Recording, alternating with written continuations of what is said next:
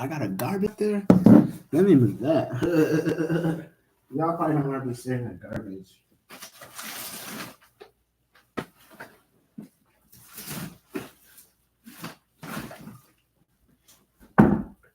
I'll still see that. Nah. Okay. It's super late, guys. It's 12:49 right now. It's 12:49, and y'all know what we have to do.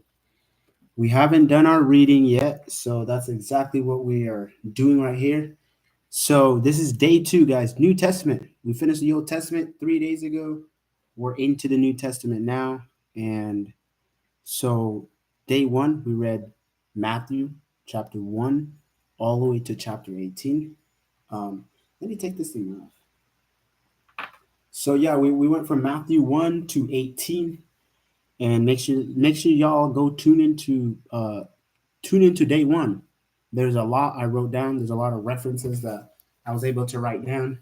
If y'all can even see that, y'all probably can't, but whatever. So Matthew had a lot of references, and yeah, there's a lot in Matthew, guys. Matthew 5 and 6 and 7. One of the best messages. I can't talk now. The best messages that Jesus, I mean, his core message, right? His core teachings are composed in Matthew 5, 6, and 7, right? So make sure y'all go tune into not part, but chapter, not chapter. Make sure y'all go tune into day 1, guys, and go see what Matthew's about. Make sure y'all be reading this on your own too. It's 12:50, guys. Let's get right into it. Actually, let me show y'all what we got for the plan. I like doing that every video so y'all kind of know what we're up to. So guys, so this is it, right? So on Thursday, yesterday was Thursday, the 19th, we started Matthew, right? Matthew chapter 1. We went all the way to 18. So today is Friday.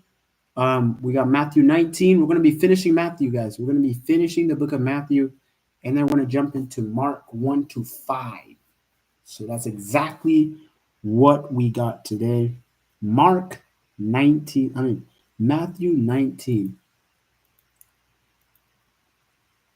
I'm going to stop that. And as y'all know, guys, we've been using Gateway Bible Gateway. I don't know why I always say Gateway Bible, but Bible Gateway we've been using Gateway Bible Gateway as our reading material.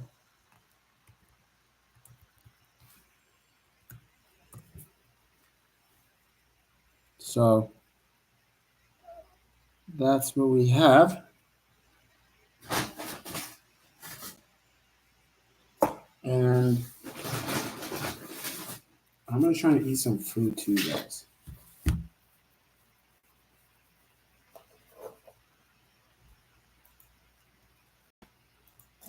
Where's my phone at? Oh, here it is.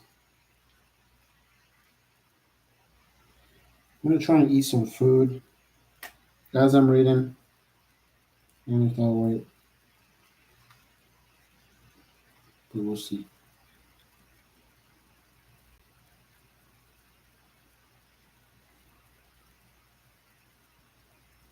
We will see.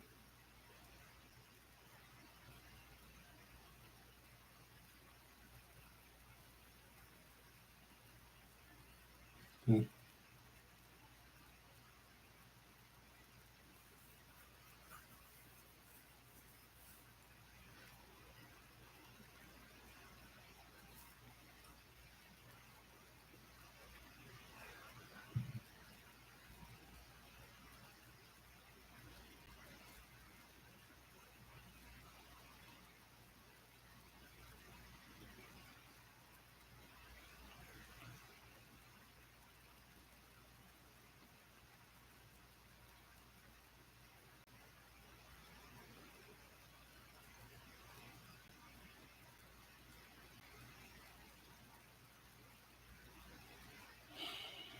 Okay.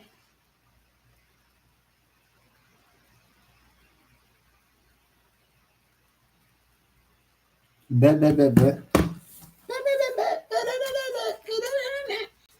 trying to eat some food as I'm reading, y'all. I'm gonna try and eat some food. We'll see how it goes, though. Y'all know how that goes sometimes.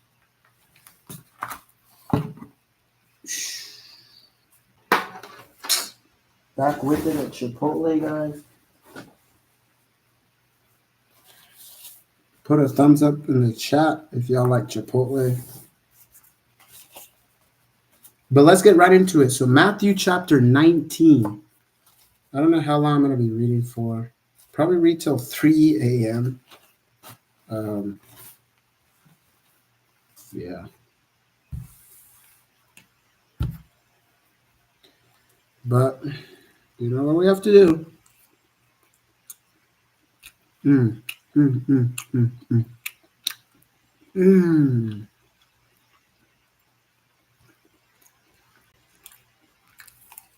Mm.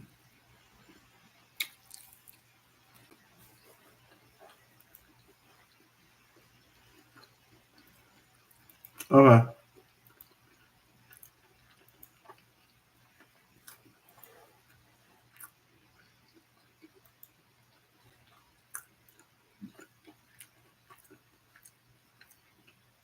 Matthew 19.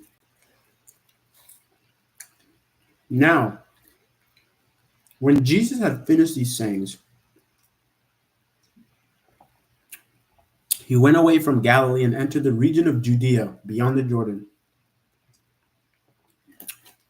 And large crowds followed him. And he healed them. He healed them. He healed them there.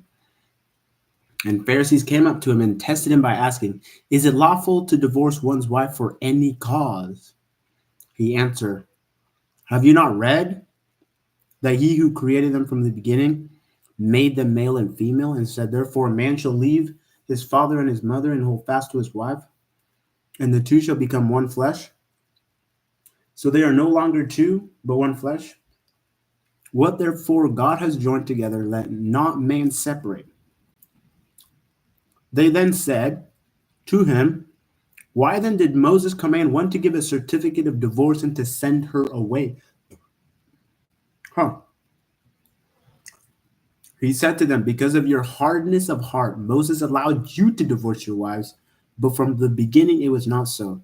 And I say to you, however, whoever divorces his wife, except for sexual immorality, and marries another, except for sexual immorality, marries another, commits adultery." Huh. Let's write that down. So divorce is not supposed to, divorce was not created by God.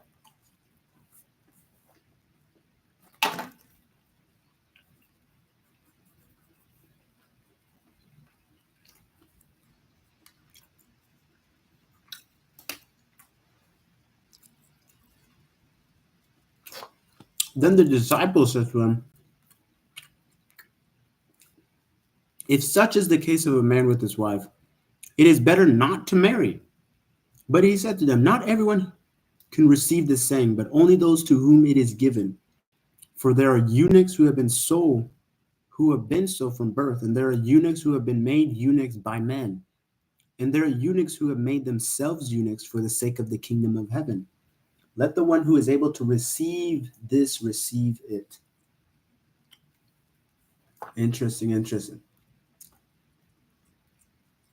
Then children were brought to him that he might lay his hands on them and pray. The disciples rebuked the people, but Jesus said, "Let the little children come to me and do not hinder them, for to such belongs the kingdom of heaven." And he laid his hand on them and went away. And behold, a man came up to him, saying, "Teacher, what good deeds must I do to have eternal life?" What good deeds? And he said to him, "Why do you ask me what is good? There is only one who is good. Um, if you would enter life, keep the commandments." He said to him, "Which ones?"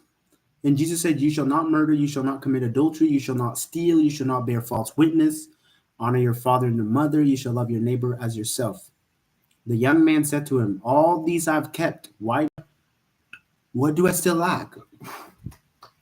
And Jesus said to him, be perfect. Go sell what you possess and give to the poor, and you will have treasure in heaven. And come follow me. When the young man heard this, he went away sorrowful, for he had great possessions. And Jesus said to his disciples, truly I say to you, only with difficulty will a rich man enter the kingdom of heaven. Again, I tell you, it is easier for a camel to go through the eyes of a needle than for a rich man to enter the kingdom of God. When the disciples heard this, they were greatly astonished and said, who then can be saved? But Jesus looked at them and said, with man this is impossible, but with God all things are possible. Then Peter said in reply, see, we have left everything and followed you. What then will we have? Jesus said to them, truly I say to you, in the new world, when the Son of Man will sit on his glorious throne, you who have followed me will also sit on the 12 thrones, judging the 12 tribes of Israel. And everyone who has left, left house or brother or sister or father or mother or children or land for my name's sake will receive 100-fold, and will inherit eternal life. But many who are first will be last, and the last will be first. Beautiful, beautiful, beautiful there. I really like that. But it's really interesting how Jesus, I wonder what he means when he says,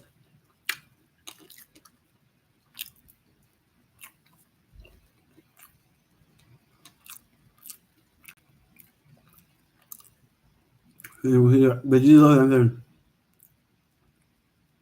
I wonder what he says in verse 28. Jesus said to him, truly I say to you, in the new world, the Son of Man will sit on his glorious throne, and you who have followed me will also sit on 12 thrones, judging the 12 tribes of Israel. I wonder what that means. I got to write that down.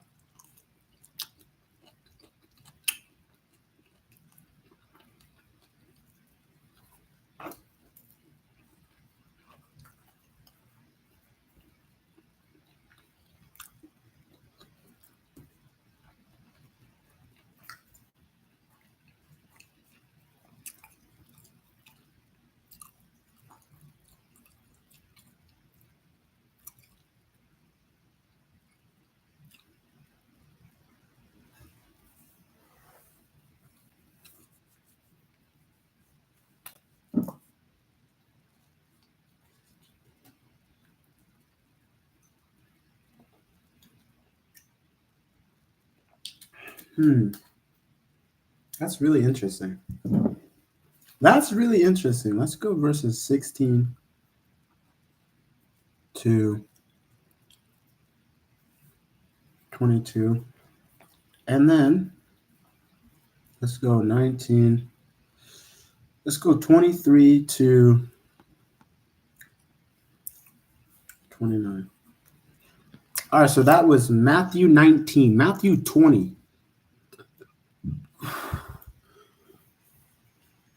Here comes the parables. Here comes the parables that Jesus says. For the kingdom of heaven is like a master of a house who went out early in the morning to hire laborers for his vineyard.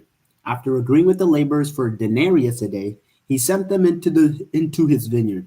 And going out about the third hour, he saw others standing idle in the marketplace. And to them he said, you go into the vineyard too, and whatever is right I will give you. So they went, going out again about the 6th hour and the 9th hour, he did the same. And about the 11th hour, he went out and found others standing, and he said to them, why do you stand here idle all day? They said to him, because no one has hired us. He said to them, you go into the vineyard too. And when evening came, the owner of the vineyard said to his foreman, call the laborers and pay them their wages, beginning with the last up to the first. And when those hired about the 11th hour came, each of them received a denarius. Now when those hired first came, they thought they would receive more, but each of them also received a denarius. And on receiving it, they grumbled at the master of the house, saying, these last work only 1 hour, and you have made them equal to us who have bore the burden of the day in the scorching heat. But he replied to one of them, friend, I'm doing you no wrong. Did you not agree with denarius? Take what belongs to you and go. I choose to give this last worker I give to you. Am I not allowed to do what I choose with what belongs to me? Or do you begrudge my generosity? So the last will be first, and the first will be last. Huh.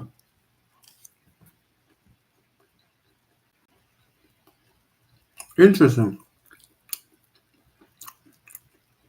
Interesting parable.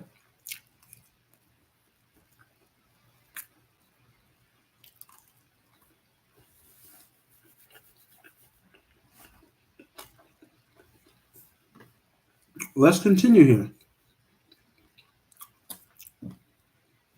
Matthew 20, verse 17. And as Jesus was going up to Jerusalem, he took the 12 disciples aside, and on the way he said to them, see, we are going up to Jerusalem, and the Son of Man will be delivered over to the chief priests and scribes, and they will condemn him to death and deliver him over to the Gentiles to be mocked and flogged and crucified. And he will be raised on the third day. Oops. Then the mother of the son of Zebedee came up to him with her sons, and kneeling before him, she asked him for something. And he said to her, what do you want? She said to him, stay, that these two sons of mine are to sit, one at your right hand and one at your left, in your kingdom. Jesus answered, you do not know what you are asking. Are you able to drink the cup that I am to drink?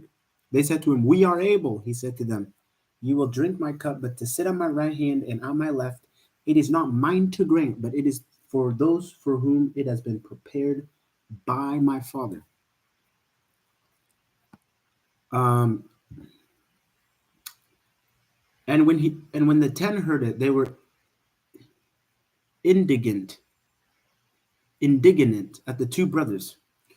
But Jesus called them and said, called him, called them to him and said, you know that the rulers of the Gentiles lord it over them, and their great ones exercise authority over them. It shall not be so among you, but whoever would be great among you must be your servant, and whoever would be first among you must be your slave, even as the Son of Man came not to be served, but to serve, and to give his life as a ransom for many. That's a bar right there. Preach, Jesus, preach. Preach it.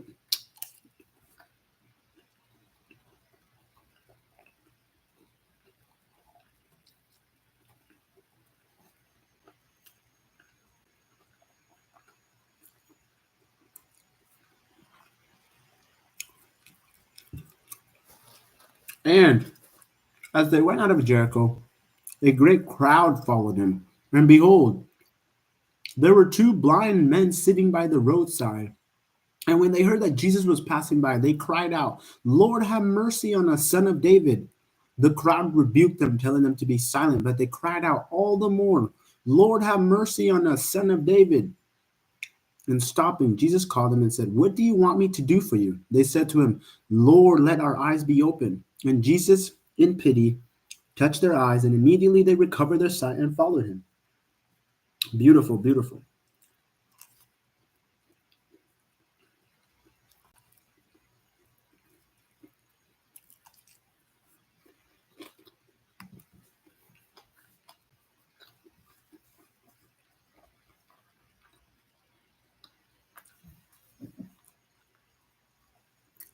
Matthew 21.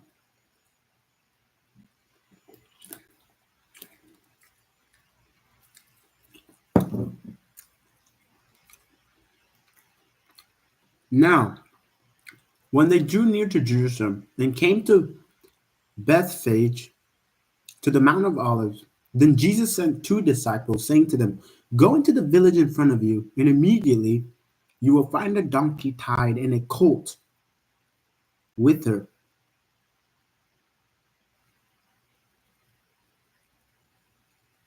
Untie them and bring them to me. If anyone says anything to you, you shall say, the Lord needs them, and he will send them at once. This took place to fulfill what was spoken by the prophet, saying, say to the daughter of Zion, behold, your king is coming to you, humbled and mounted on a donkey, on a colt, the foal of beast of burden. That's interesting. So it says donkey and a colt. Huh. How does that make sense? Just hear what I read. Jesus said, "Go find. You will find a donkey tied and a colt with her." I gotta write that down because that don't even. It's either a donkey or is it a colt? It can't. It can't be both, is it? Matthew 21, 1 to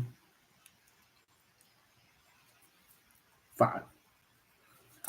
All right. The disciples went and did as Jesus had directed them. They brought the donkey and the colt and put them on their cloaks.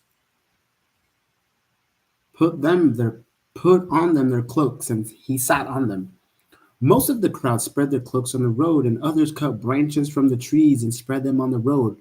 And the crowd that went before him and that followed him were shouting, "Hosanna to the Son of David! Blessed is he who comes in the name of the Lord! Hosanna in the highest!" And when he entered Jerusalem, the whole city was stirred up, saying, "Who is this?" And the crowd said, "This is the prophet Jesus from Nazareth of Galilee." So Jesus was a prophet, right? They believe Jesus was a prophet,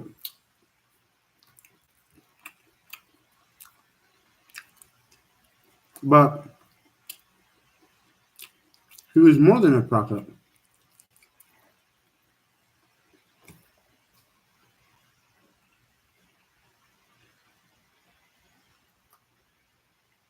Or am I tripping?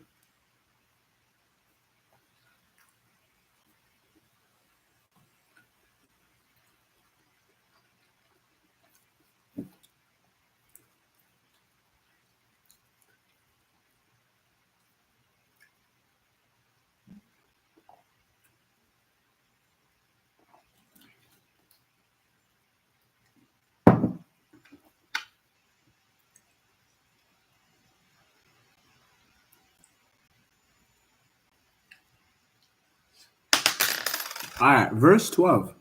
And Jesus entered the temple and drove out all who sold and brought.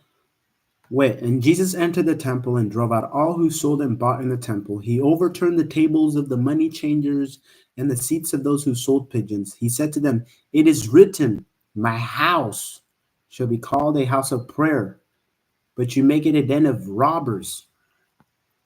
And the blind and the lame came to him in the temple, and he healed them.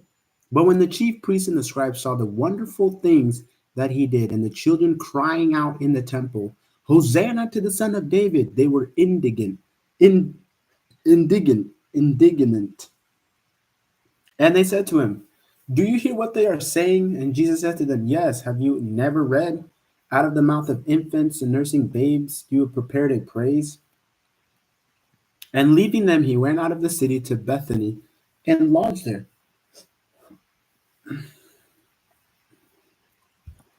In the morning, as he was returning to the city, he became hungry, and seeing a fig tree by the roadside, the wayside, he went to it and found nothing on it but only leaves. And he said to it, "May no fruit ever come from your mouth." Wait, I read that wrong.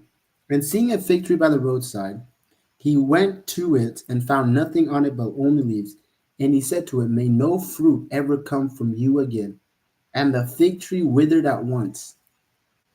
Huh. So Jesus just cursed the fig tree, and now the fig tree's gone. It withered away.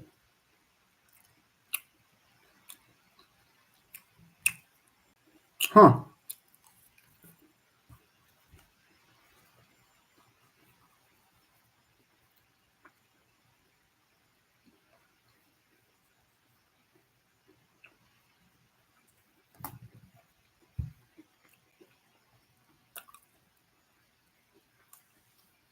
And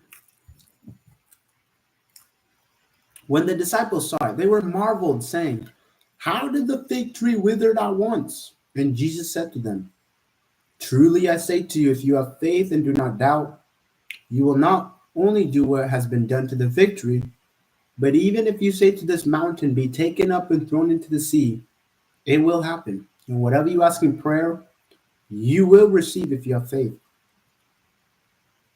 Hmm. Whatever you ask in prayer, you will receive if you have faith. I have to write that down. Matthew 21:22. And whatever you ask in prayer, you will receive if you have faith. Man, that's interesting. All right.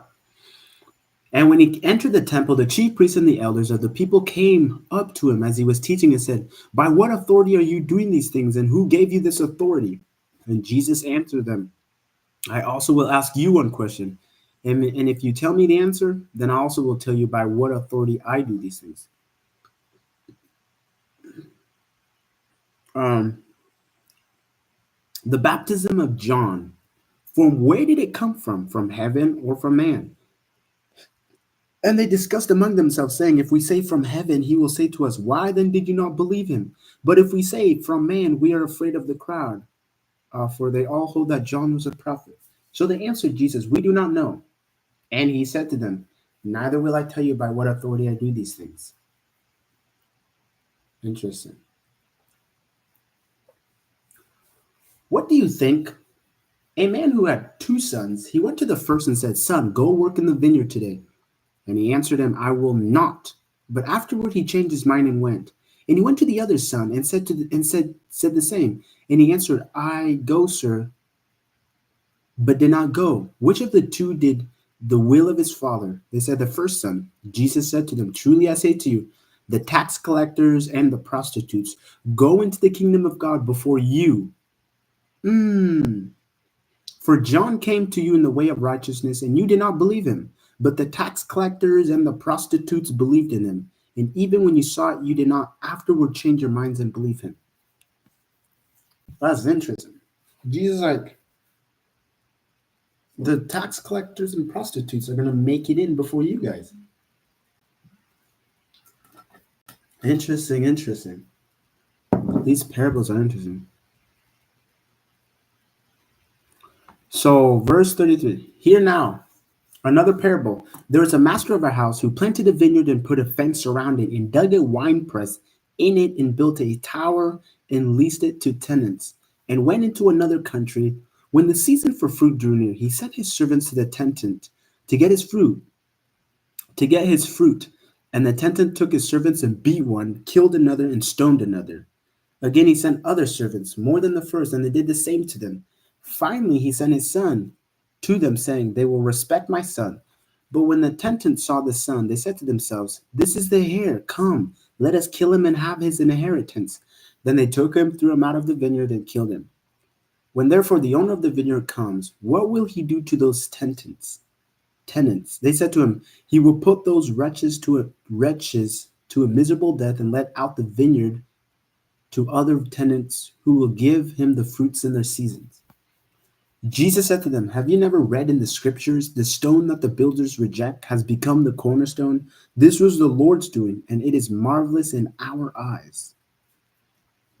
Therefore, I tell you, the kingdom of God will be taken away from you and given to a people producing its fruit. And the one who falls on this stone will be broken to pieces, and when it falls on another, it will crush him. When the chief priests and Pharisees heard this parable, they perceived that he was speaking about them, and although they were seeking to arrest him, they feared the crowds because they held him to be a prophet. So the religious leaders, they're like, look at this dude speaking bad about us, making parables about us, insulting us.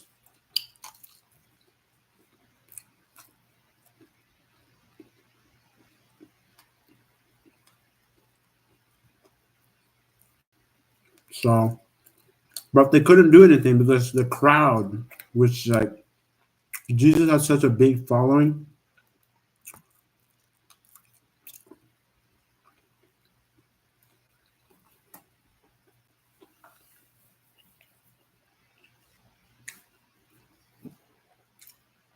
Okay.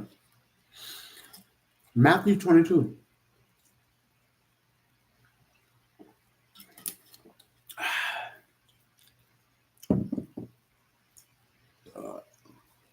And again, Jesus spoke to them in parables, saying, the kingdom of heaven may be compared to a king who gave a wedding feast for his son and sent his servants to all those who were invited to the wedding feast, but they would not come.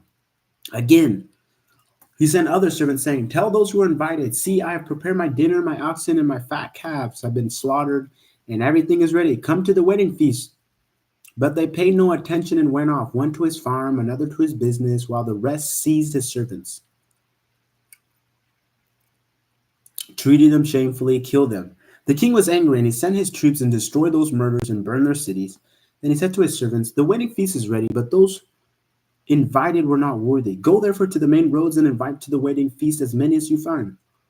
And those servants went out into the roads and gathered all whom they found, both bad and good. So the wedding shall so the wedding hall was filled with guests. But when the king came in to look at the guests, he saw that there was a man who had no wedding garment. And he said to him, friend, how did you get in here?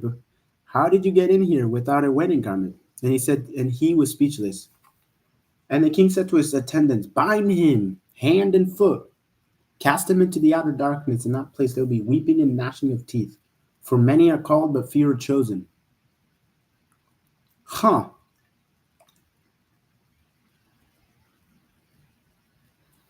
I wonder what example he's trying to make here. So I kind of see what Jesus is talking about here. I do. But I also don't understand the ending of it. There's a guy that sneaks in who wasn't supposed to be in there. Actually, let me just write it down. Matthew 22. Let's go 11 to 14. Many are called, but few are chosen.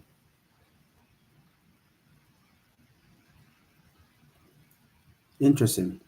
When the Pharisees went and then the Pharisees went and plotted how to entangle him in his words, and they sent their disciples to him along with the Herodians, saying, "Teacher, we know that you are true and teach the way of God truthfully, and you do not care about anyone's opinion, for you are not swayed by appearance.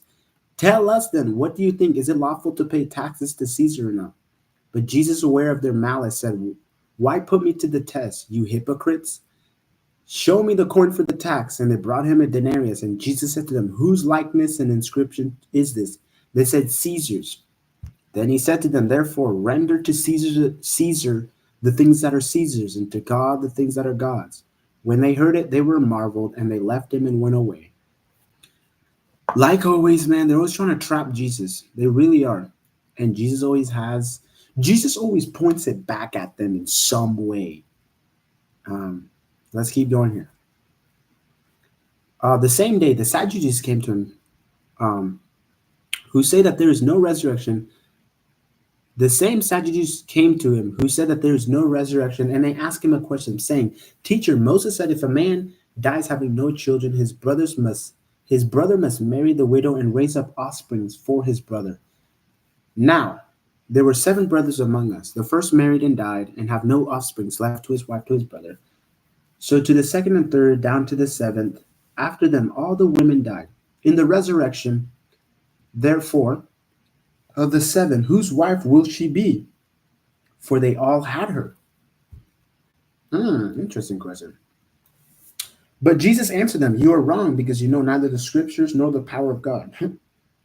For in the resurrection they neither marry nor are given in marriage, but are like angels in heaven. And as for the resurrection of the dead, have you not read what was said to you by God? I am the God of Abraham, and the God of Isaac, and the God of Jacob. He is not God of the dead, but of the living." And when the crowd heard it, they were astonished at his teaching. They're trying to catch him again. That is really interesting, though. You are not wrong, because you know the scriptures. Matthew 22. 29 to 33. So there's no marriage up there, Jesus says. Huh. They're like angels. But when the Pharisees heard that he silenced the Sadducees, they gathered together. And one of them, a lawyer, asked him a question to test him. Teacher, which is the greatest commandment in the law? And he said to him, you shall love the Lord your God with all your heart, with all your soul, and with all your mind. This is the great and first commandment. And the second is like it. You shall love your neighbor as yourself. On these two commandments depend all the law and the prophets. Hmm.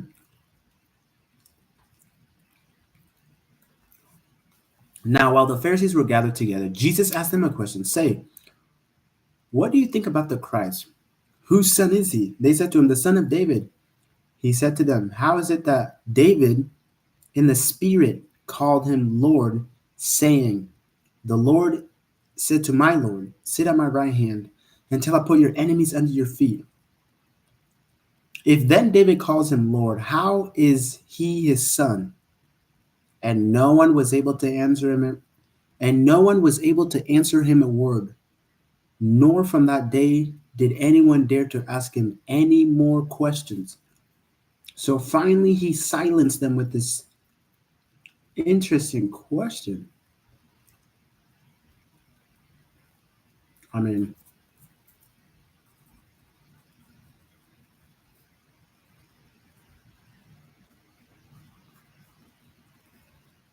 hmm. So he silenced them there. Finally, the Pharisees are like, okay, man, you got us there. They're like, you got us, man. Then Jesus said to the crowd and to his disciples, the scribes and the Pharisees sit on Moses' seat. So do and observe whatever they tell you, but not the works they do, for they preach but do not practice. They tie up heavy burdens, hard to bear, and they lay them on people's shoulders, but they themselves are not willing to move them with their finger. Interesting. They do all their deeds to be seen by others, for they make their um, Pylacrities broad and their fringes long. They love the place of honor at feasts and the best seats in the synagogues, and greetings in the marketplace and being called rabbi by others. But you are not to be called rabbi, for you have one teacher and you are all brothers. And call no man your father on earth, for you have one Father who is in heaven. Neither be called instructor, for you have one instructor, the Christ. The greatest among you shall be your servant. Whoever exalts himself will be humbled, and whoever humbles himself will be exalted. But woe to you, scribes and Pharisees, hypocrites, for you shut the kingdom of heaven in people's faces. For you neither enter yourselves nor allow those who would enter to go in. Woe to you, scribes and Pharisees, hypocrites, for you travel across seas and land to make a signal proselyte. And when he becomes a proselyte, you make him twice as much a child of hell as yourselves. Woe to you, blind guides, who say, if anyone swears by the temple, it is nothing. But if anyone swears by the God of the temple, he is bound by his oath. You blind fools, for which is greater, the gold of the temple, the gold or the temple that has made the gold sacred? And you say, if anyone swears by the altar, it is nothing. But if anyone swears by the gifts that is on the altar, he is bound by his oath. You blind men, for which is greater, the gift or the altar that makes the gift sacred? So whoever swears by the altar swears by it and by everything on it. And whoever swears by the temple swears by it and by him who dwells in it. And whoever swears by heaven swears by the throne of God and by him who sits upon it. Woe to you, scribes and Pharisees, hypocrites, for you tithe mint and dill and cumin, and have neglected the weightier matters of the law, justice and mercy and faithfulness. These you ought to have done without neglecting the others, you blind guides, straining out a gnat and swallowing a camel. Woe to you, scribes and Pharisees, hypocrites, for you clean the outside of the cup and plate, but inside are full of greed and self-indulgence. You blind Pharisees, first clean the inside of the cup and the plate, that the outside also may be clean. Woe to you, scribes and Pharisees, hypocrites, for you are like whitewashed tombs, which outwardly appear beautiful, but within are full of dead people's bones and all uncleanness. So you also outwardly appear righteous to others, but within you are full of hypocrisy and lawlessness. Woe to you, scribes and Pharisees, hypocrites, for you build the tombs of the prophets and decorate the monuments of the righteous, saying, if we had lived in the days of our fathers, we would not have been taken apart with them in shedding the blood of the prophets. Thus you witness against yourself that you are sons of those who murdered the prophets. Fill up then the measure of your fathers. You serpents, you brood of vipers, how are you to escape being sentenced to hell? Therefore I send you prophets and wise men and scribes, some of whom you will kill and crucify, and some you will flog in your synagogues and persecute from town to town, so that on you may come all the righteous bloodshed on earth, from the blood of righteous Abel to the blood of Zachariah, the son of Berechiah, whom you murdered between the sanctuary and the altar. Truly I say to you, all these things will come upon this generation. Man, Jesus is going at the bros is bros is hating the Pharisees and Sadducees. Man, they're getting a word here. Oh, Jerusalem, Jerusalem, the city that kills the prophets and stones those who are sent to it. How often would I gather your children together as a hen gathers her brood under her wings, and you are not willing. See, your house is left to you desolate. For I tell you, you will not see me again until you say, blessed is he who comes in the name of the Lord. So, guys, that is Matthew chapter 23. That is Matthew 23. Jesus knocking at the Pharisees right now. Jesus is knocking at the Pharisees. And they are not liking it at all. Matthew 24. Jesus left the temple and was going away when his disciples came to point out to him the buildings of the temple. But he answered them, you see all these? Do you not? Truly I say to you, there will not be left here one stone upon another that will not be thrown down. As he sat on the Mount of Olives, the disciples came to him privately, saying, tell us, when will all these things be? And what will be the sign of your coming and of the end of age? And Jesus answered them, see that no one leads you astray, for many will come in my name, saying, I'm the Christ, and they will lead many astray, and you will hear of rumors of wars. No, you will hear of wars and rumors of wars. See that you are not alarmed, for this must take place, but the end is not yet. For nations will rise against nation, and kingdom against kingdom, and there will be famines and earthquakes in various places. All these are but the beginning of the birth pains. Then they will deliver you up to tribulation and put you to death, and you will be hated by all nations for my name's sake. And then many will fall away and betray one another and hate one another. And many false prophets will arise and lead many astray. And because lawlessness will be increased, the love of many will grow cold. But the one who endures to the end will be saved. And this gospel of the kingdom will be proclaimed throughout the whole world. That's a testimony to all nations. And then the end will come. So when you see the abomination of desolation spoken of by the prophet Jeremiah, no, the prophet Daniel, standing in the holy place, let the reader understand. Then let those who are in Judea flee to the mountains. Let the one who is on the housetop not go down to take what is in his house. And let the one who is in the field not turn back to take his cloak. And alas, for women who are pregnant and for those who are nursing infants in those days, pray that your flight may not be in winter or on the Sabbath. For then there will be a great tribulation, such has not been from the beginning of the world until now. No, and never will be. And if those days had not been cut short, no human being would be saved. But for the sake of the elect, those days will be cut short. Then if anyone says to you, look, here's the Christ, or there he is, do not believe it. For false cries, false prophets will arise and perform great signs and wonders, so as to lead astray, if possible, even the elect. See, I told you beforehand. So if they say to you, look, he is in the wilderness, do not go out. If they say, look, he is in the inner rooms, do not believe it. For as the lightning comes from the east and shines as far as the west, so will the coming of the Son of Man. Wherever the corpse is, there the vultures will gather. Dun, dun, dun, dun. Man, there's so much here that Jesus is talking about. So when you see the abomination of desolation spoken of by the prophet Daniel, standing in the holy place, let the reader understand. It says, pray that your flight may not be in winter or on the Sabbath.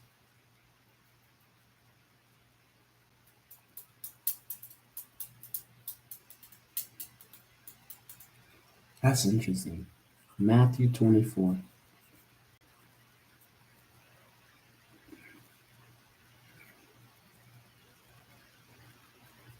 Matthew 24:20. And there's a and it talks about the elect, which is really interesting.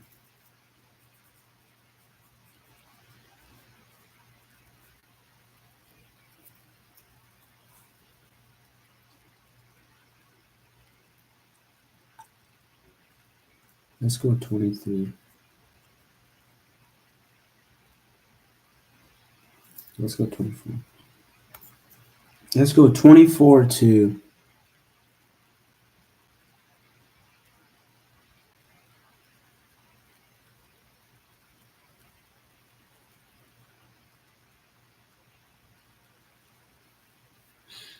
it says the elect. Let's just do that. All right. Gathered it. Verse 29. Immediately after the tribulation of those days, the sun will be darkened and the moon will not give its light, and the stars will fall from heaven, and the power of the heavens will be shaken. Then will appear in heaven the sign of the Son of Man. And then all the tribes of the earth will mourn, and they will see the Son of Man coming on the clouds of heaven with power and great glory. And he will send out his angels with a loud trumpet call, and they will gather his elect from the four winds, from one end of heaven to the other.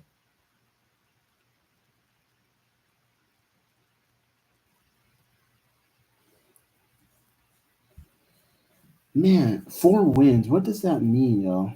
Y'all know what four winds mean? Like, for real, for real. I wonder what the four. From the fig tree learns its lesson. As soon as its branches become tender and puts out its leaves, you know that the summer is near. So also when you see all these things, you know that he is near at the very gates. Truly I say to you, this generation will not pass away until all these things take place. Heaven and earth will pass away, but my words will not pass away.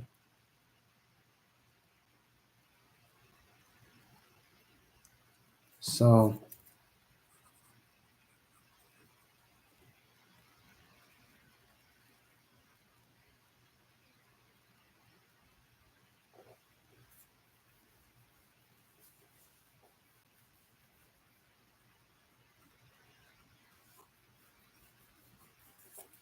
all right, there's that.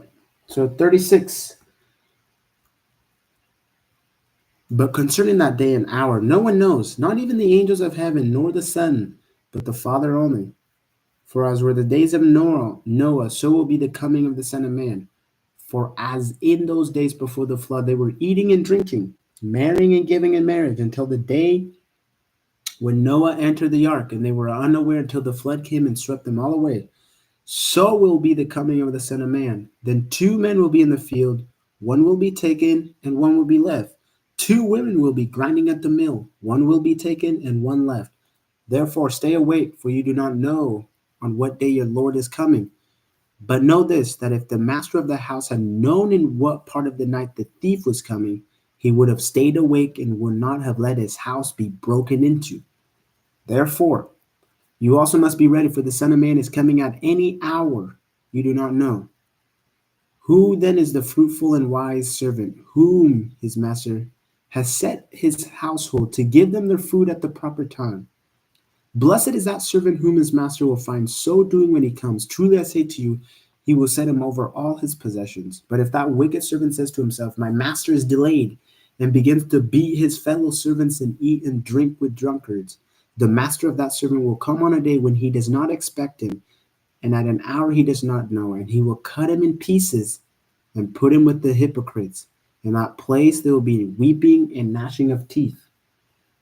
So that was Matthew 24. Matthew 25. We're going really slow, guys. We are reading really slow. But everything in here is super cool.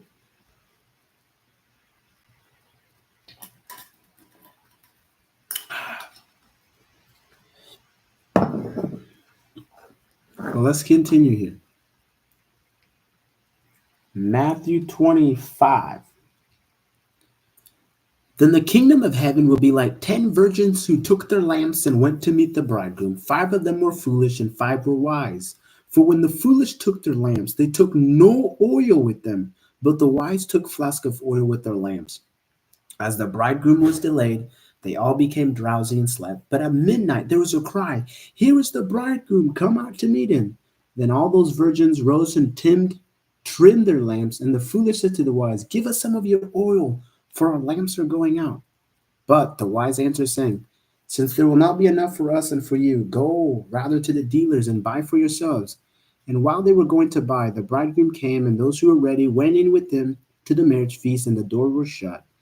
Afterward, the other virgins came also, saying, Lord, Lord, open to us.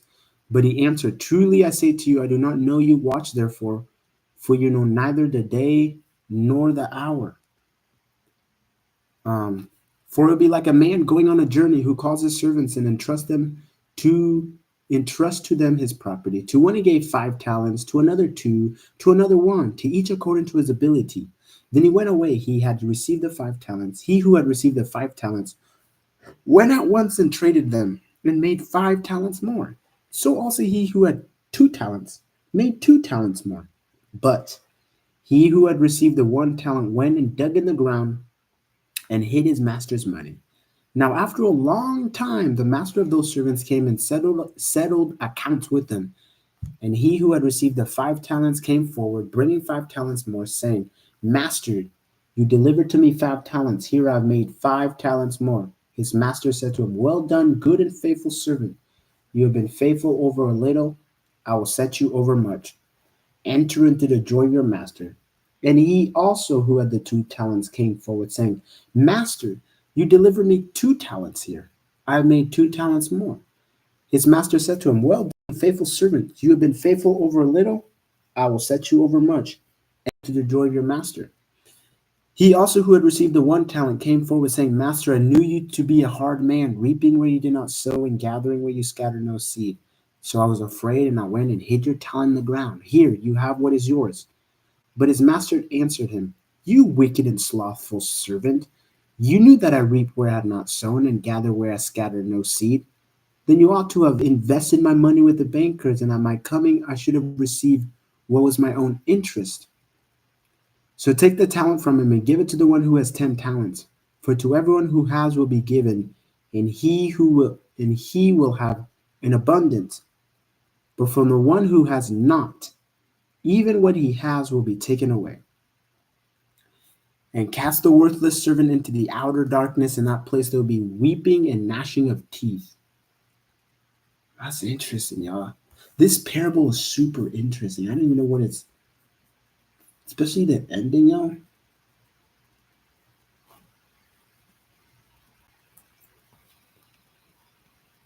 So Jesus is gonna punish us for not being diligent with what we have, or not being productive with what we have. Are we going to hell if we don't, if we're blessed with so much talent and we're blessed with so much gifts and blessings, and then we don't utilize it? Is Jesus gonna condemn us? Because it seems like that's exactly what happened here.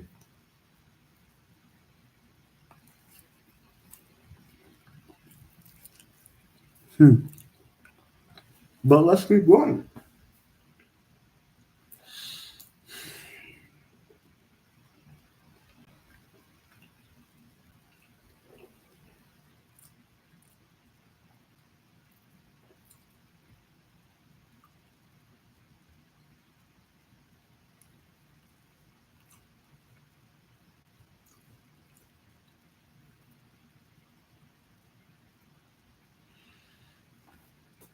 All right.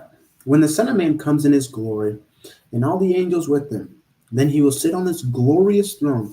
Before him will be gathered all the nations, and he will separate people from one another as a shepherd separates the sheep from the goats. And he will place the sheep on his right hand, but the goats on the left. Then the king will say to those on his right, "Come, you who are blessed by my Father, inherit the kingdom prepared for you from the foundation of the world. For I was hungry, and you gave me food. I was thirsty, and you gave me drink. I was a stranger, and you welcomed me. I was naked, and you clothed me. I was sick, and you visited me. I was in prison, and you came to me." Then all the righteous will answer him, saying, "Lord, when did we see you hungry and feed you, or thirsty and give you drink? And when did we see you a stranger and welcome you, or naked and clothe you? And when did we see you sick or in prison and visit you?" And the king will answer him, "Truly I say to you, as you did to the one of the least of these my brothers, you did it to me."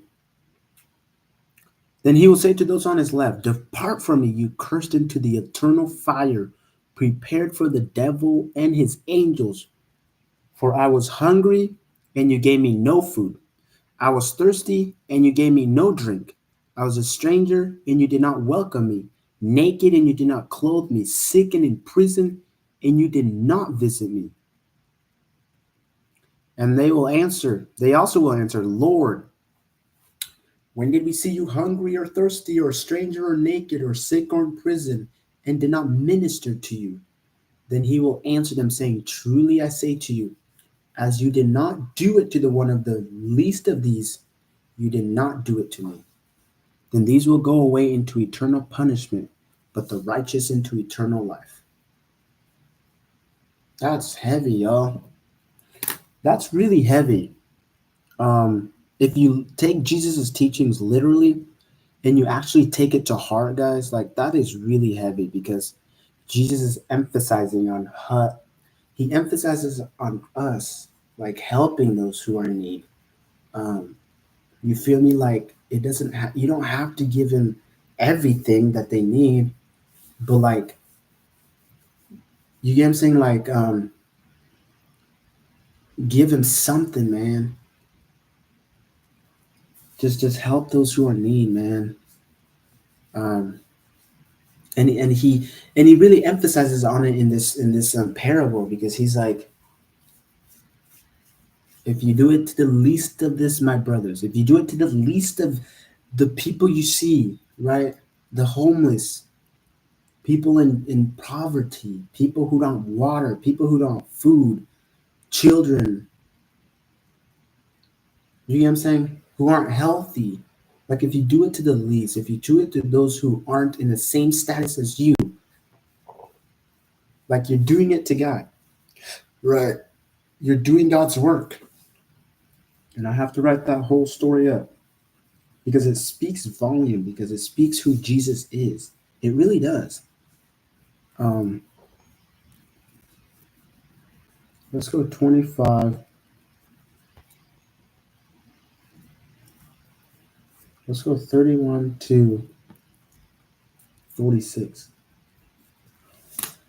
That's Jesus' teaching, y'all. Um, it's interesting. Chapter 26, Matthew 26. Then Jesus had finished all these things. He said to his disciples, "You know that after 2 days, the Passover is coming and the Son of Man will be delivered up to be crucified." Hmm.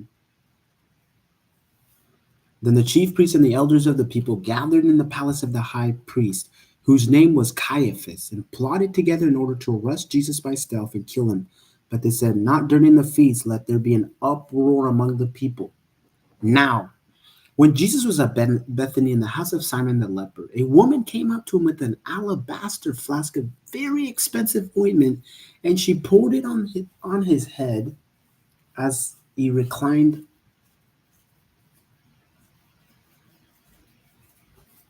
at table. And when the disciples saw it, they were indignant, saying, "Why this waste? For this could have been sold for a large sum and given to the poor." But Jesus, aware of this, said to them, "Why do you trouble the woman? For she has done a beautiful thing to me. For you always have the poor with you, but you will not always have me." That's an interesting statement. You'll always have the poor. He acknowledges that there's always going to be poor.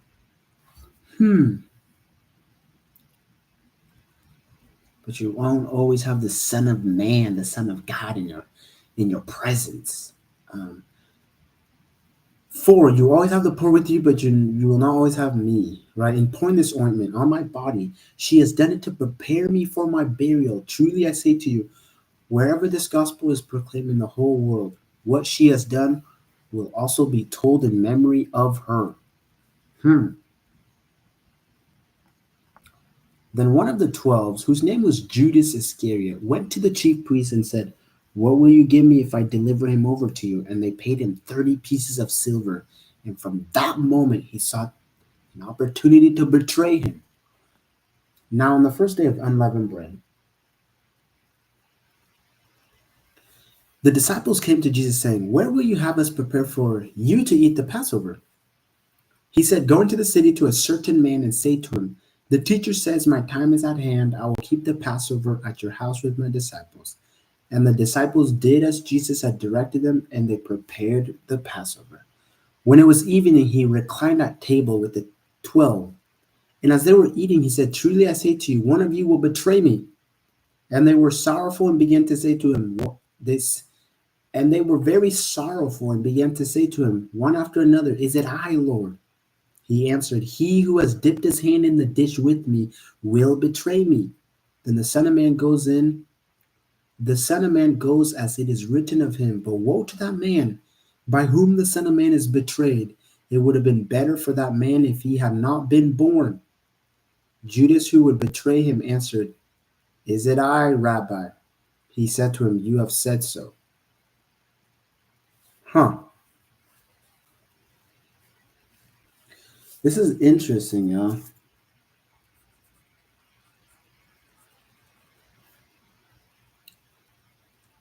Matthew 26. Let's just do the whole story. Let's just go 20 to 25. Now, as they were eating, Jesus took bread and after blessing it, broke it and gave to his disciples and said, "Take, eat, this is my body." And he took a cup, and when he had given thanks, he gave it to them, saying, drink of it, all of you, for this is my blood of the covenant, which is poured out for many for the forgiveness of sins. I tell you, I will not drink again of this fruit of the vine until the day when I drink it new with you in my Father's kingdom. And when they had sung a hymn, they went out to the Mount of Olives. Then Jesus said to them, "You will fall away because of this. You will fall away because of me this night, for it is written, I will strike the shepherd, and the sheep of the flock will be scattered. But after I am raised, I will go before you to Galilee." Peter answered him, "Though they all fall away because of you, I will never fall away." Jesus said to him, "Truly I say to you, this very night, before the rooster crows, you will deny me 3 times."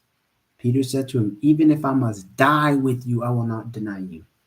And all the disciples said the same. Then Jesus went with them to a place called Gethsemane. And he said to his disciples, "Stay here while I go over and pray." Um, and, and taking with him Peter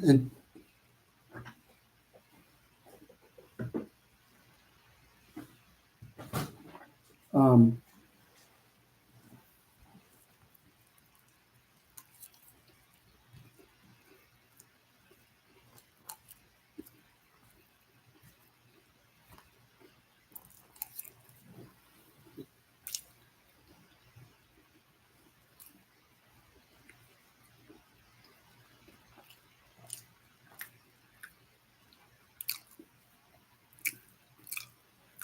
and taking with him Peter and 2 sons of Zebedee, he began to be sorrowful and troubled.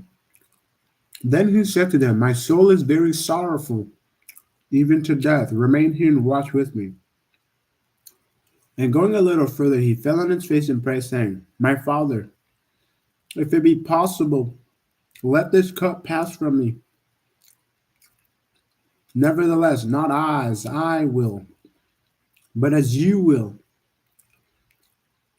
And then he came to the disciples and found them sleeping.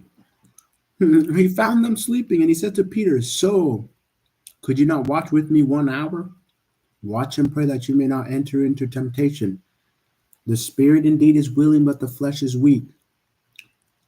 Again, for the second time,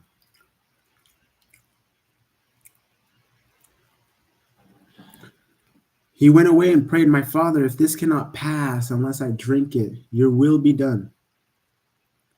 And again he came and found them sleeping, for their eyes were heavy. So leaving them again, he went away and prayed for the third time, saying the same words again. Then he came to the disciples and said to them, Sleep and take your rest later.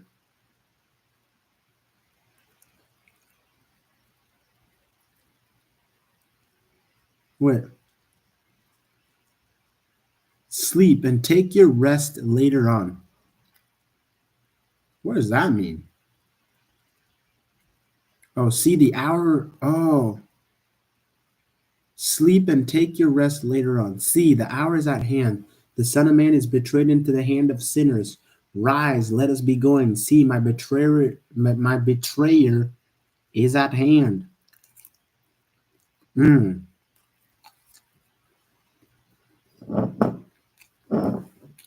Right.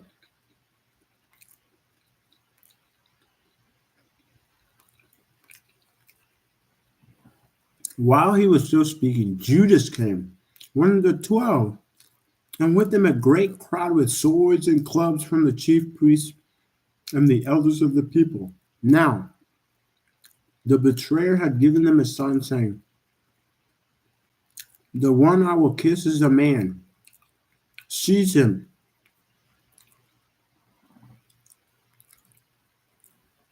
And he came up to Jesus at once and said, Greetings, Rabbi. And he kissed him. Jesus said to him, Friend, do what you came to do.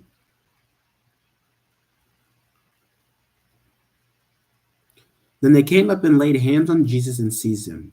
And behold, one of those who were with Jesus stretched out his hand and drew his sword and struck the servant of the high priest and cut off his ear. Then Jesus said to him, Put your sword back into its place, for all who take the sword will perish by the sword. Do you think that I cannot appeal to my Father, and he will at once send me more than 12 legions of angels? But how then should the scriptures be fulfilled, that it must be so? At that hour, Jesus said to the crowd,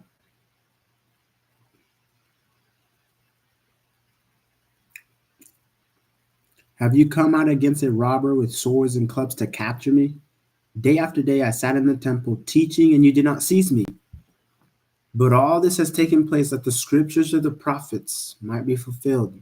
Then all the disciples left him and fled. Then those who had seized Jesus led him to Caiaphas the high priest, where the scribes and the elders had gathered, and Peter was following him at a distance as far as the courtyard of the high priest.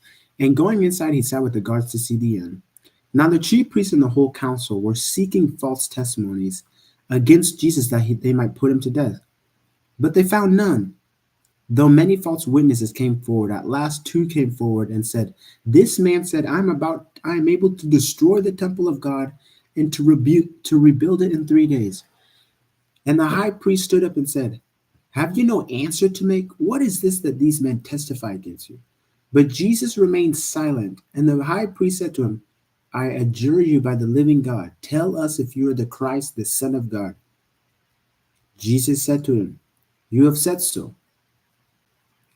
But I tell you, from now on, you will see the Son of Man seated at the right hand of power, coming on the clouds of heaven. Then the high priest tore his robes and said, He has uttered blasphemy. What further witness do we need? You have now heard his blasphemy. What is your judgment? They answered, He deserves death. Then they spit in his face and struck him, and some slapped him, saying, "Prophesy to us, Christ, that who is it that struck you?" Now Peter was sitting outside in the courtyard, and a servant girl came up to him and said, "You also were with Jesus the Galilean." But he denied it before them all, saying, "I do not know what you mean." And when he went out to the entrance, another servant girl saw him, and she said to the bystanders, This man was with Jesus of Nazareth." And again he denied it with an oath, "I do not know the man." And after a little while, the bystanders came up and said to Peter, "Certainly, you too are one of them, for your accent betrays you." Then he began to invoke a curse on himself and to swear, "I do not know the man." And immediately the rooster crowed, and Peter remembered the saying of Jesus, "Behold, before the rooster crows, you will deny me 3 times." And he went out and wept bitterly. So that's Matthew 26. Matthew 27.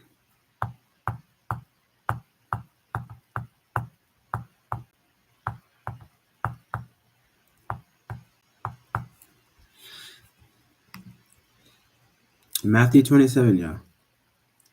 When morning came, all the chief priests and the elders of the people took counsel against Jesus to put him to death. And they bound him and led him away and delivered him over to Pilate the governor.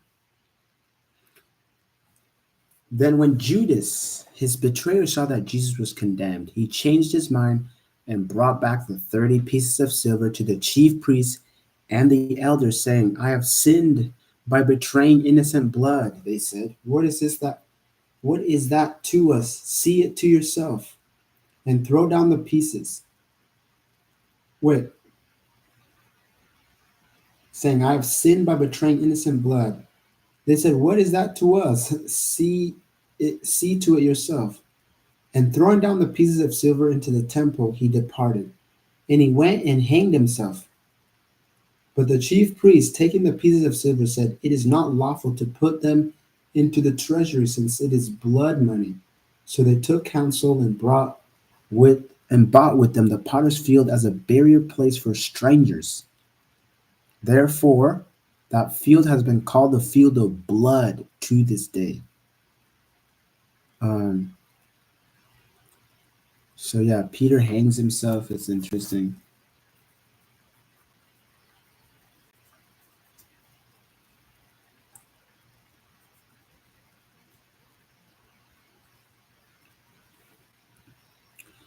Um,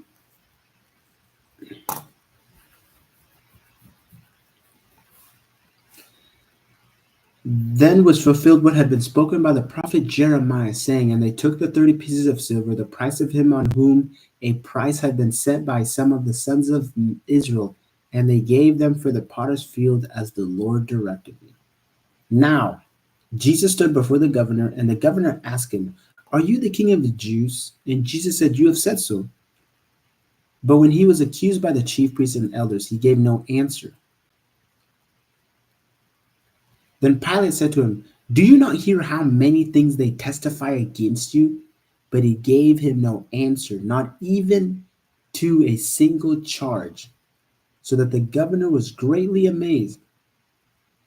Now at the feast of the governor was accustomed to release for the release for the crowd any one prisoner whom they wanted. And they then had a notorious prisoner called Barabbas. So when they gathered, Pilate said to them, "Whom do you want me to release for you, Barabbas or Jesus, who is called Christ?" For he knew that it was out of envy that they had delivered him up. Beside, while he was sitting on the judgment seat, his wife sent word to him, "Have nothing to do with that righteous man, for I have suffered much because of him today in a dream." Now the chief priests and the elders persuaded the crowd to ask for Barabbas and destroy Jesus. The governor again said to them, "Which of the two do you want me to release for you?" And they said, "Barabbas." Pilate said to them, "Then what shall I do with Jesus who is called Christ?" They all said, Let him be crucified. And he said, Why? What evil has he done? But they shouted all the more, Let him be crucified. So when Pilate saw that he was gaining nothing, but rather that a riot was beginning, he took water and washed his hands before the crowd, saying, I am innocent of this man's blood. See to it yourselves. And all the people answered, His blood be on us and on our children. Then he released for them Barabbas, and having scourged Jesus, delivered him to be crucified. Then the soldiers of the governors took Jesus into the governor's headquarters, and they gathered the whole battalion before him. They stripped him and put a scarlet robe on him, and twisting together a crown of thorns, they put it on his head and put a reed in his right hand. And kneeling before him, they mocked him, saying, Hail, King of the Jews! And they spit on him, took the reed and struck him on the head. And they had mocked him. They stripped him on the robe and put his own clothes on him, and they led him away to crucify him. As they went out, they found a man of Cyrene, Simon by name, and they compelled this man to carry his cross. And when they came to a place called Golgotha, which means place of skull, they offered him wine to drink mixed with gall, but when he tasted it, he would not drink it. And they had and when they had crucified him, they divided his garments among them by casting lots. And they sat down and kept watch over him until they they sat down and kept watch over him there. And over his head they put the charge against him, which read, This is Jesus, the King of the Jews. Then two robbers were crucified with him, one on the right hand and one on the left. And those who passed by derided him, wagging their heads, and saying, You would have destroyed the temple and rebuilt it 3 days. Save yourself, if you're the Son of God. Come down from the cross. So also the chief priests with the scribes and elders mocked him, saying, He saves others, he cannot save himself. He is the King of Israel. Let him come down now from the cross, and we will believe in him. He trusts in God. Let God deliver him now if he desires him. For he said, I am the Son of God. And the robbers who were crucified with him also reviled him in the same way. Huh.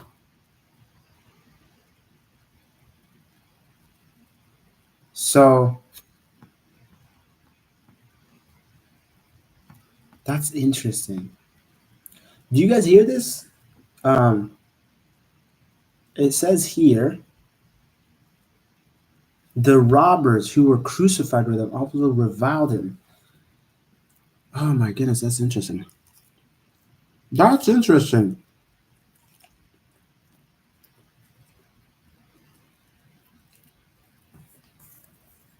I have to write that down. I really do.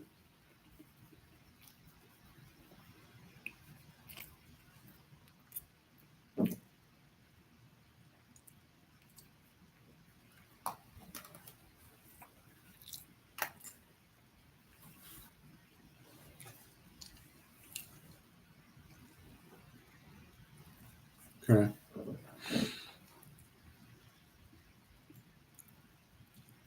The death of Jesus. Now, from the 6th hour, there was darkness over all the land until the 9th hour. And about the 9th hour, Jesus cried out with a loud voice, saying, Eli, Eli, lama sabath, lama sabachthani. That is, my God, why have you forsaken me? And some of the bystanders hearing it said, This man is calling Elijah. And at once, and one of them at once ran and took a sponge, filled it with sour, and put it on a reed and gave it to drink. But the other said, Wait, let us see whether Elijah will come to save him. And Jesus cried out again with a loud voice and yielded up his spirit. And behold, the curtain of the temple was torn in two from top to bottom. And the earth shook and rocks were split. The tombs also were opened. And many bodies of the saints who had fallen asleep were raised. And coming out of the tombs after his resurrection, They went into the holy city and appeared to many. When the centurion and all those who were with him kept watch over Jesus, saw the earthquake and what took place,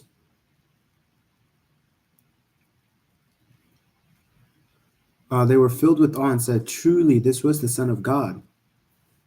That's interesting, yeah.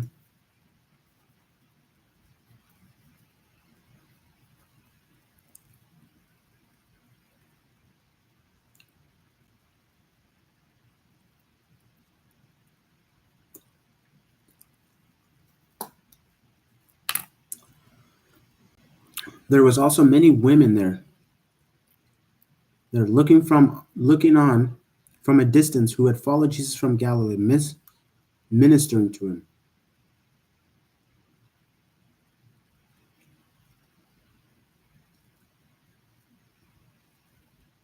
Among whom were Mary Magdalene, Mary the mother of James and Joseph, and the mother of the son of Zebedee.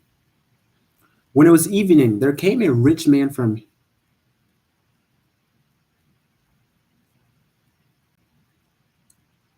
Arimathea, named Joseph, who also was a disciple of Jesus. He went to Pilate and asked for the body of Jesus. Why did he ask for the body of Jesus? Then Pilate ordered it to be given to him, and Joseph took the body and wrapped it in a clean linen shroud and laid it in his own new tomb, which he had cut in the rock. And he rolled a great stone to the entrance of the tomb and went away. Mary Magdalene and the other Mary were there, sitting opposite the tomb. The next day, that is after the day of the preparation, the chief priests and the Pharisees gathered before Pilate and said, "Sir, we remember how that impostor said while he was still alive, 'After 3 days I will rise.' Therefore, order the tomb to be made secure until the third day, lest his disciples go and steal him away and tell the people, 'He has risen from the dead,' and the last fraud will be worse than the first." Pilate said to them, "You have a guard of soldiers. Go make it as secure as you can." So they went and made the tomb secure by sealing the stone and setting a guard. Hmm,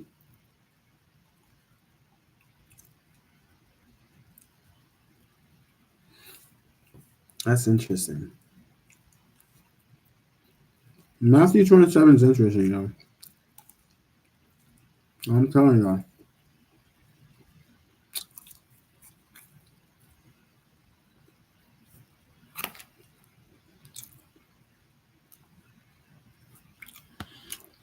Matthew 28.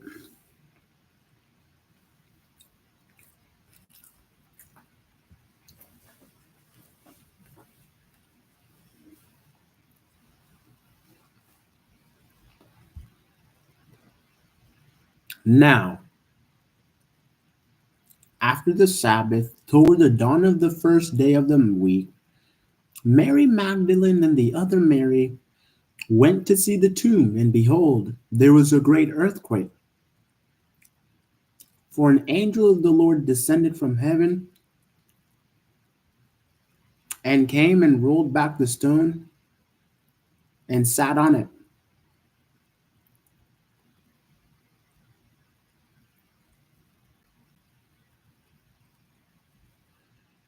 His appearance was like lightning, and his clothing white as snow. And for fear of him, the guards trembled and became like dead men.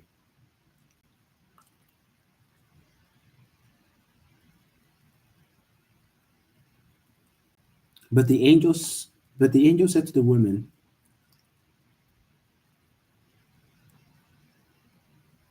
"So were the guards there?" Yeah, but the angel said to the women, "Do not be afraid, for I know that you seek Jesus who was crucified. He is not here, for he has risen. As he said, come see the place where he lay. Then go quickly and tell his disciples that he has risen from the dead. And behold, he is going before you to Galilee. There you will see him."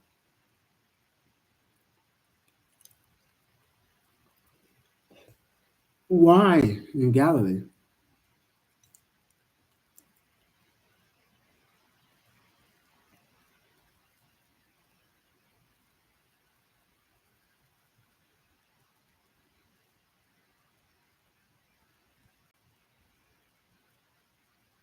Hmm.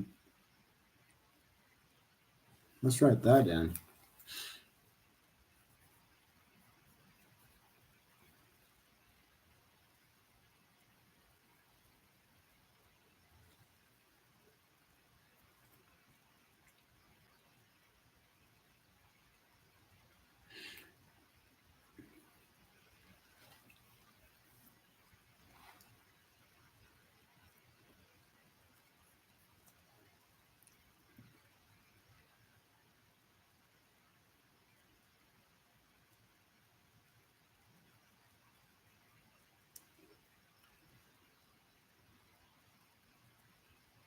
Where were they?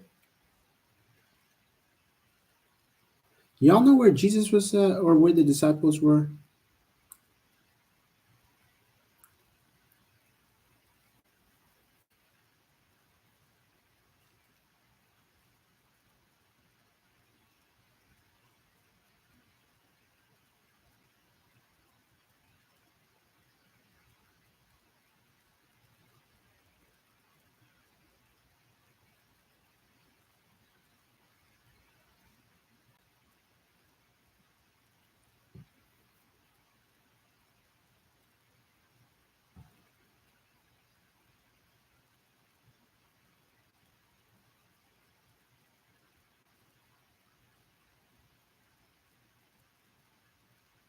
What? Yo, I'm struggling, y'all. Yo, I'm struggling with this. What's happening here, yo? When you actually slowly read what's happening here, it's super confusing. Okay, let me read this here. Okay, so here we are. I'm really struggling with this whole resurrection thing. I'm truly am.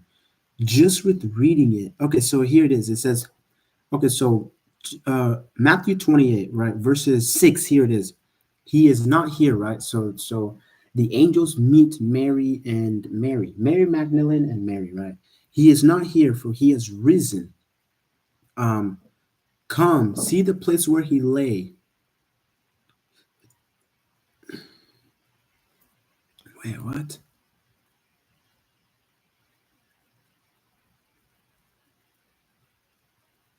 Um, he is not here, for he has risen, as he said. Come, see the place where he lay.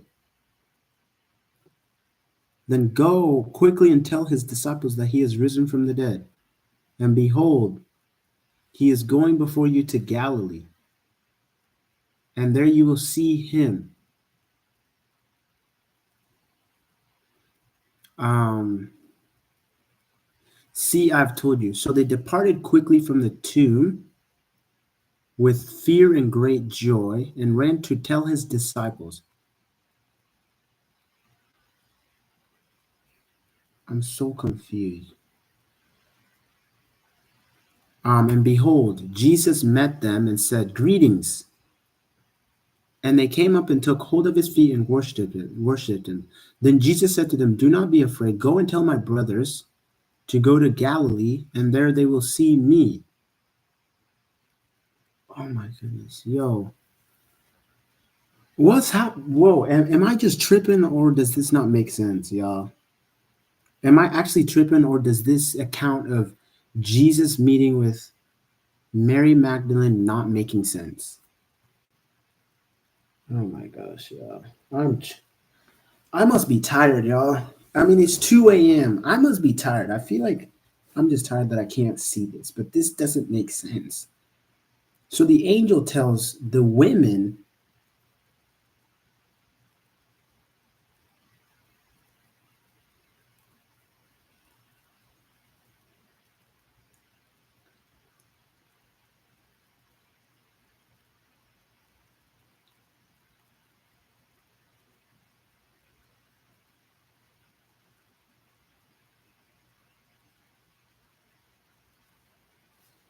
yeah, I must be tripping, y'all, because this doesn't make sense.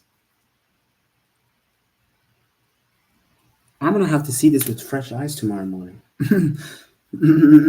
Because okay, guys, okay, let me read it just the way it is. Okay, so let's hear it is. Okay, so Matthew 28. Here it is. Now after the Sabbath, toward the dawn of the first day of the week, Mary Magdalene and the other Mary went to see the tomb. And behold, there was a great earthquake, for an angel of the Lord descended from heaven and came and rolled back the stone and sat on it. His appearance was like lightning, and his clothing white as snow. And for fear of him, the guards trembled and became like dead men. But the angel said to the women, do not be afraid, for I know that you seek Jesus who was crucified. He is not here, for he has risen as he said. Come, see the place where he lay. Then go quickly and tell his disciples that he has risen from the dead. And behold, he is going before you to Galilee. There you will see him. So see, I have told you. So they departed quickly from the tomb with fear and great joy and ran to tell his disciples. And behold, Jesus met them and said, greetings. And they came up and took hold of his feet and worshipped him. Then Jesus said to them, do not be afraid. Go tell my brothers to go to Galilee, and there they will see me. I don't know. Maybe I'm just tripping, but whatever. Let's just keep going here. While they were going, behold, some of the guards went into the city and told the chief priests all that had taken place. And when they assembled with the elders and had taken counsel, they gave a sufficient sum of money to the soldiers and said, tell the people, his disciples came by night and stole him away while we were asleep. Hmm. And if this comes to the governor's ears, by him and keep you out of trouble. So they took the money and did as they were directed, and this story has been spared. And this story has been spread among the Jews to this day. No, I don't know what's happening. All right, now the 11 disciples went to Galilee, to the mountain to which Jesus had directed them. So why would Jesus meet them in Galilee and not where they're at? And when they saw him, they worshipped him, but some doubted. And Jesus came and said to them, all authority in heaven and on earth has been given to me. Go therefore and make disciples of all nations, baptizing them in the name of the Father and of the Son and of the Holy Spirit, teaching them to observe all that I have commanded you. And behold, I am with you always to the end of the age. So that is Matthew. That's the book of Matthew, guys. We just finished the book of Matthew. The ending is super interesting because I was just trying to make sense of what was happening. I was like, am I tripping because it's late right now? Um, but guys, y'all go read that for yourselves, please. Go read Matthew 1 to 10. I mean, Matthew 28, 1 to 10, because there's some interesting things that happen. Um,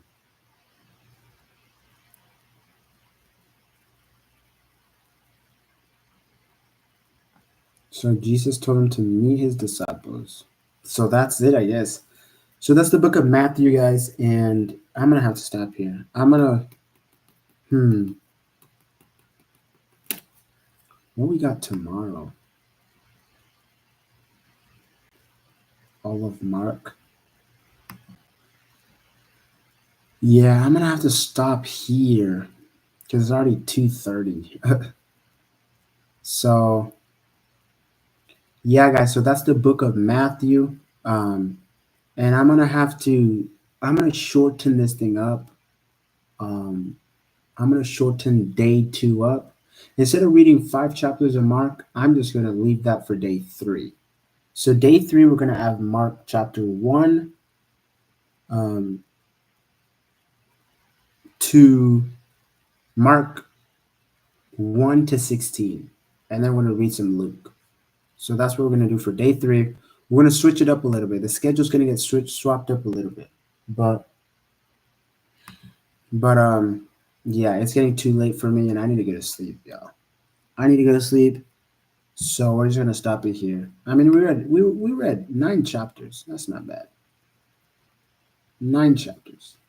No, we read 10 chapters. 11 chapters. We read 11 chapters. So that's not bad. And it's getting late, guys. So that's it, guys. Day 2 complete. Um, make sure y'all don't miss. Please don't miss the rest of the New Testament. Don't just tune in for day 2 and then tune out for the rest, right? Plug in and see what's the difference between Matthew, Mark, Luke, and John, because Matthew, Mark, and Luke are synoptic gospels. Like they have similar stories and similar accounts and similar sayings, and everything kind of is kind of the same, right? So we're going to see the differences in these because there's a lot of critique. There's a lot of people that critic. There's a lot of critics that speak negatively about the Gospels or the Synoptic Gospels because some say they contradict each other because the stories are varied, the stories are different, the stories are, might be detailed, or the stories might have different accounts. But guys, so that's the book of Matthew. We just read the book of Matthew, and for day 3, we're gonna jump into Mark. Thank you y'all for tuning in. Make sure y'all like, subscribe, comment, share. Yeah, we're trying to get through the Bible in basically 44 days. Read the whole Bible in 44 days, and we made big progress, guys. So make sure y'all stay tuned to the rest of it. Um, yeah, I'll catch you guys tomorrow. I'm gonna stop sharing. I'll catch you guys tomorrow. Appreciate y'all for tuning in and watching.